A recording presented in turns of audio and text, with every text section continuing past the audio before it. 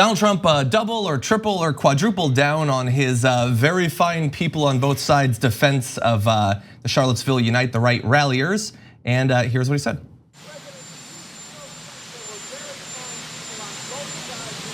Oh, I've answered that question. And if you look at what I said, you will see that that question was answered perfectly. And I was talking about people that went because they felt very strongly about the monument to Robert E. Lee, a great general. Whether you like it or not, he was one of the great generals. I've spoken to many generals here, right at the White House, and many people thought of the generals. They think that he was maybe their favorite general. People were there protesting the taking down of the monument of Robert E. Lee. Everybody knows that. No, everybody doesn't know that. We don't know that. That's not what happened. That's not what it was. So we're gonna talk a little bit about Robert E. Lee as well. But isn't it amazing that still, like him and his most high-profile defenders are still trying to muddy the waters and make it seem as if he did not. Like it's not like they marched and a minute later he said something stupid. Like it was way into it. We already knew what that event was, and he still defended it, and now he's still defending that defense. Yeah, and the Robert E. Lee claim, I can't even wrap my brain around it. I mean, it's clearly a very racist statue, given the fact that Robert E. Lee fought this armed rebellion against the US to keep slaves and to actually expand the slave state. And even more, what he did was that he captured freed Black folks who tried to travel to the north as fugitives and captured them to return them to the south. So not only was he trying to maintain a slave state, that's everything that he was fighting for. Yeah, and as they did their initial invasion, which obviously epically failed because although some people seem to think he was good as a tactician, he was a terrible strategist, they acquired new slaves along the way. It wasn't just as if just defending the slaves you have isn't bad enough. It was an invasion that produced more slaves for them. And so I'm gonna give you a minute in a sec. Through this, it seems ridiculous that we need to remind people of what the South was at the time, what the Civil War was fought about, and who Robert E. Lee was. But apparently there's some people that have been hoodwinked into thinking that he was just, he's just defending his land and he wasn't a big fan of that slavery stuff despite having slaves of his own. So we've collected a few different anecdotes about him and his life, including from his writing, which we'll turn to in a minute. But no, it's really weird, man. It's never meant fault. It's the basis of Americanism. You're a patriot if you never meant anything was ever done wrong. There's ever been a figure in history that was a bad guy. Hey, our founding fathers, many of them were bad guys to certain folks. Now, unless you believe those people weren't humans, which they didn't, then you won't think they're necessarily bad guys. So yeah, Robert E. Lee. There was some very fine people that are defending the statue of Robert E. Lee, which we're gonna get into who they were defending. And oddly, a racist pack broke out. A mob of racists broke out from a pack of people that were looking to defend Robert E. Lee. How did that happen? Maybe because they're the same type of people that will go around and start chanting, Jews won't replace us anymore. In other countries, when they do things horrible like genocide, we say they probably want to forget that part of their history. They probably don't want to honor, Germany may not want to honor Adolf Hitler. It's weird. If you bring it up, they may go, yeah, that was back in the past, certain folks did that, it wasn't necessarily me.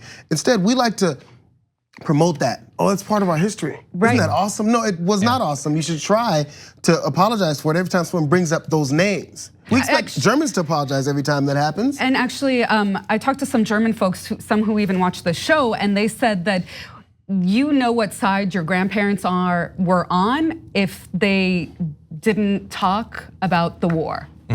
So if they didn't talk about the war, then they were on the side of the Nazis. If they did, then they were the resistance to it. So it is so stigmatized. And here, look where we are now.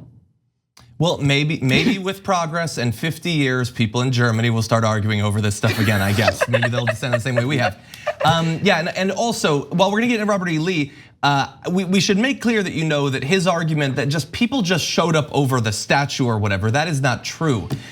This particular event had been widely advertised. It was not advertised about being about the statue. The statue was mentioned tangentially, but all of the speakers that were listed, and you can find all these advertisements now that were advertised for it, were all white supremacists and alt-right people.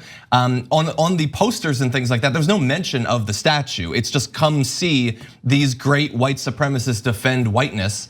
And I have a thing too where I have a feeling that, let's say I was weirdly into this statue, not a white supremacist, just was into the statue.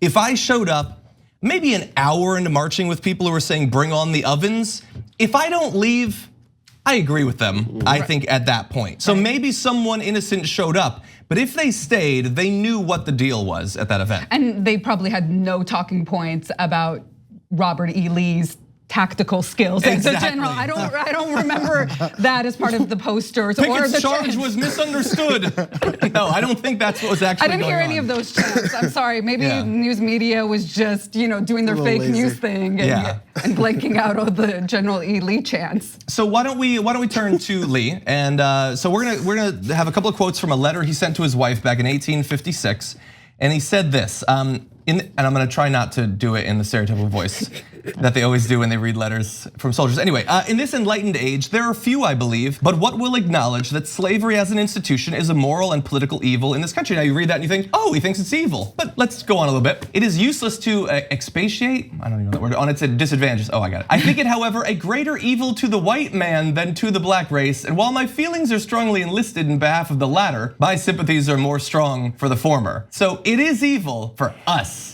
For the white people. Everyone else is doing okay. We were ruined by it. And it gets worse somehow. The blacks are immeasurably better off here than in Africa, morally, socially, and physically. The painful discipline they are undergoing is necessary for their instruction as a race, and I hope will prepare and lead them to better things. How long their subjugation may be necessary is known and ordered by a wise and merciful providence, straining the word merciful beyond its natural bounds. And so here's the thing, it almost sounds like he's, I mean, obviously he supports the institution. He thinks it's somehow better for the people who are being, often beaten, murdered, raped, family separated, all that stuff. But he thinks like long term, it's somehow philosophically better for them. But you should also understand that he was a slave owner of his own, and apparently a pretty brutal one.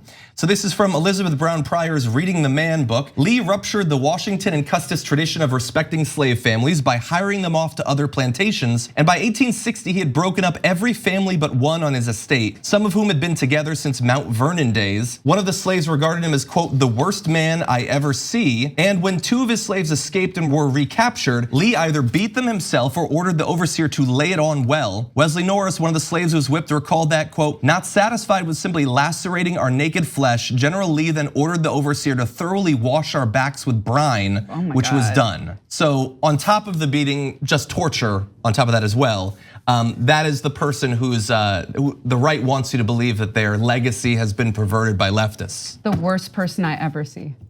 Yeah, is the best general. It's a great general. I'm sorry, I don't want to. Yeah, if you want to keep talking about our legacies and how slavery was so long ago, it doesn't mean anything. Think about one of those lines that we just read from Robert E. Lee. They're better off here than they were in Africa. We still hear that. Yeah.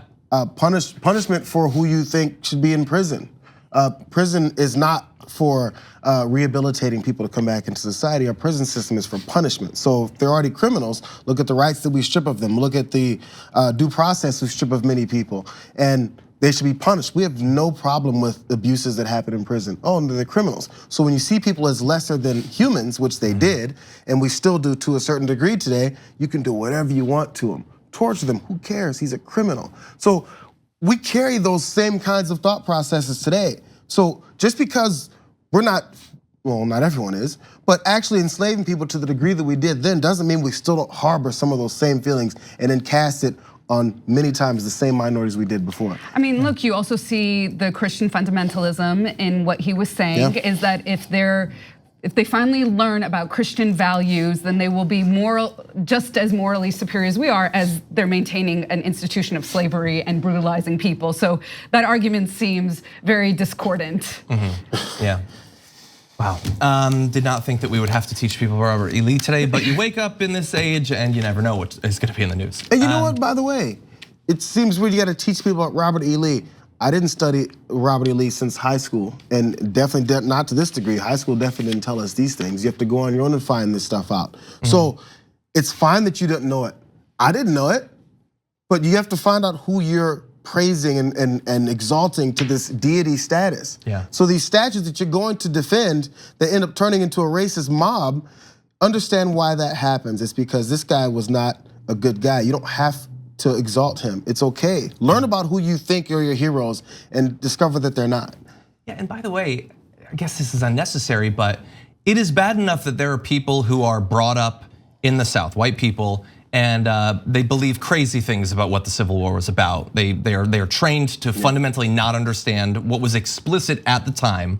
And so they have this bizarre nostalgia for a time when they had more sociopolitical power or whatever.